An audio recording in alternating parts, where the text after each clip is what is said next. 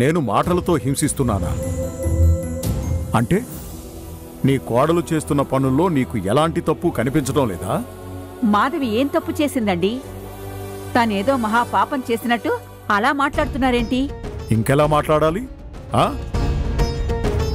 అత్తగారు ఆపదలో ఉన్నా కూడా పట్టించుకోకుండా నీ కోడలు ఎక్కడో జరిగే ఆ శివపెళ్లిని ఆపడానికి వెళ్తుందా?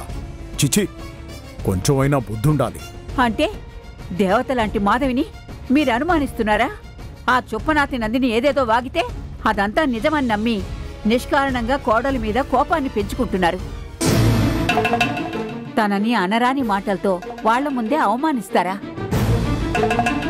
నీ మొహం చూడ్డానికే ఇష్టం లేదన్నట్టు ఆవేశంతో కసిరి కొడతారా?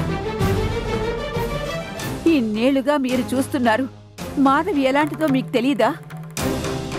చెప్పుడు మాటలు విని మీ మనసుని పాడు చేసుకుందే కాక ఇంట్లో ఎవరికీ మనశ్శాంతి లేకుండా చేస్తారా? పార్వతి, నీకు నా ప్రవర్తన మాత్రమే కనిపిస్తోంది గాని మాధవి వల్ల హాస్పిటల్లో నేను పడ్డ ఆందోళన కనిపించడం లేదా? ఆ డాక్టర్ ముందు అవమానంతో తలదించుకోవడం కనిపించడం లేదా?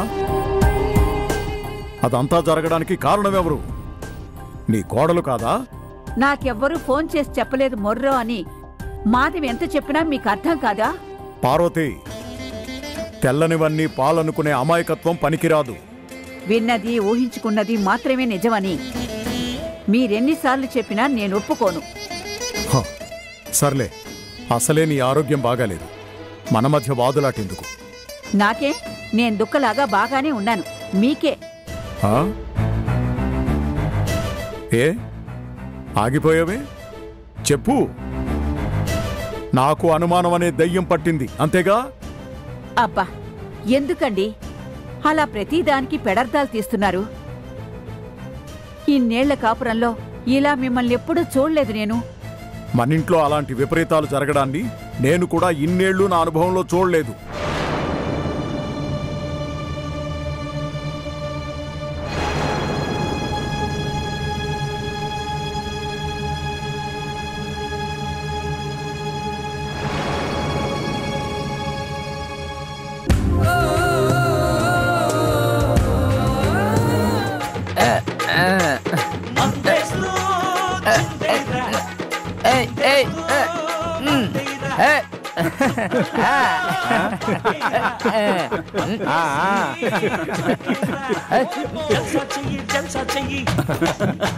డాన్స్ చేస్తున్నాడు.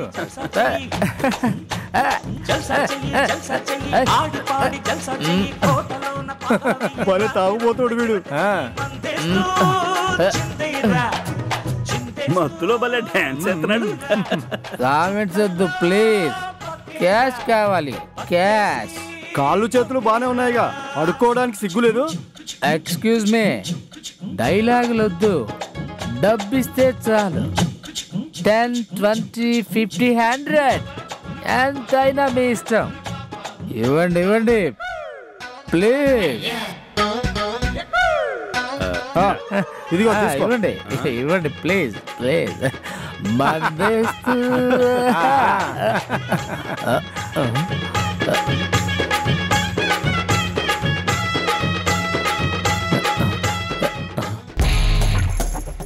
10, 20, 50, 100 ఇస్తారండి. అంత చిల్లర ఇస్తారండి. చిల్లర నీలాంటి చిల్లరగాడికి చిల్లర చాలేరా.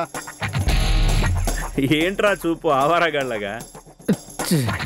మాలాంటి తాగుబోతుల కష్టాలు మీకెలా తెలుసులే? చిచి, సిగ్గులేం జన్మ. ఇలాంటి వాళ్ళు బతకడమే దండగా. పుష్కే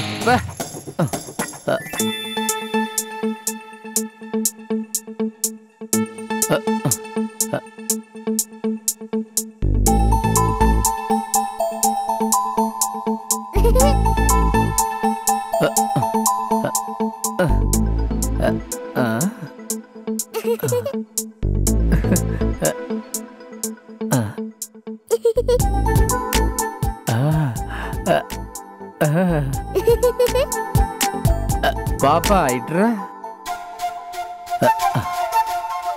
పాపా నీ పేరేంటి? అమ్ములు.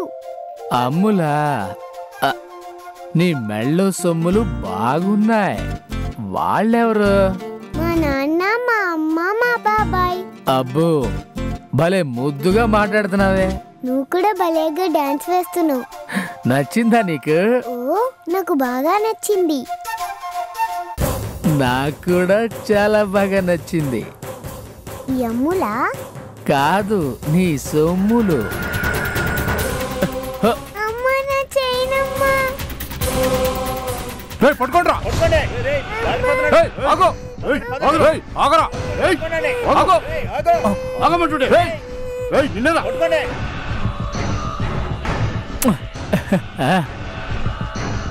దీన్ని నమ్మితే కనీసం 2 లక్షలైనా వస్తాయి.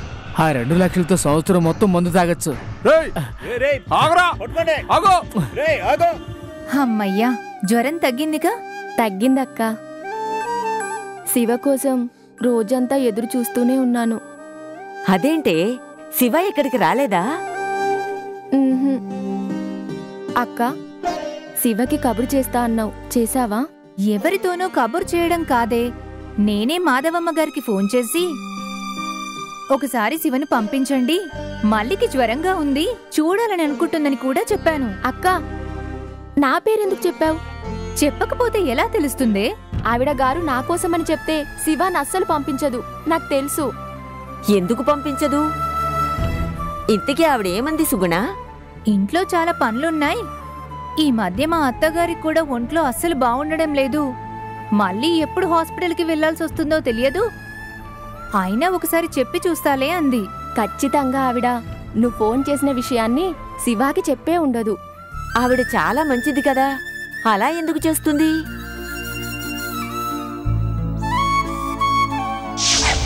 శివ, వచ్చిన పని పూర్తయింది కదా, ఇక మనం వెళ్ళాలి.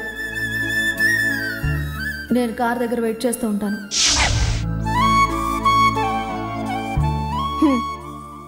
పైకి ఎంతో మంచిగా కనిపించే వాళ్ళలో కూడా మరో కోణం ఉంటుంది, అది మీకు తెలీదులే.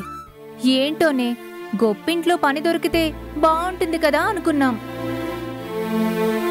చివరికి మన శివ ఎక్కడికి రావాలనుకున్నా వాళ్ళ అనుమతి లేనిదే రాలేని స్థితిలో ఉన్నాడని ఇప్పుడిప్పుడే తెలుస్తోంది. పోన్లే, వదిలేయండి. నా అదృష్టం ఎలా ఉంటే అలానే జరుగుతుంది. సరే, వీరయ్యొస్తే మళ్ళీ ఏదైనా గొడవ చేస్తాడేమో, వెళ్ళొస్తాం. మళ్ళీ నువ్వేం దిగులు పడకు, రాసిపెట్టుంటే మీ పెళ్లిని తప్పించడం ఎవ్వరి వల్ల కాదు. పద.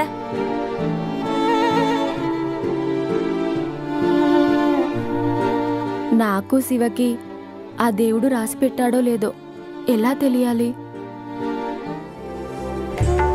వదినా, ఈ పట్టు చీరలో నువ్వే మహాలక్ష్మిలా ఉన్నావు. పూజలో స్తోత్రాలన్నీ నీకే చేయాలి. పూజ పొగిడింది చాలు, పద. అమ్మా, నానమ్మ నిన్ను రమ్మంటుంది. ఇదిగో వచ్చేస్తున్నాం, దా.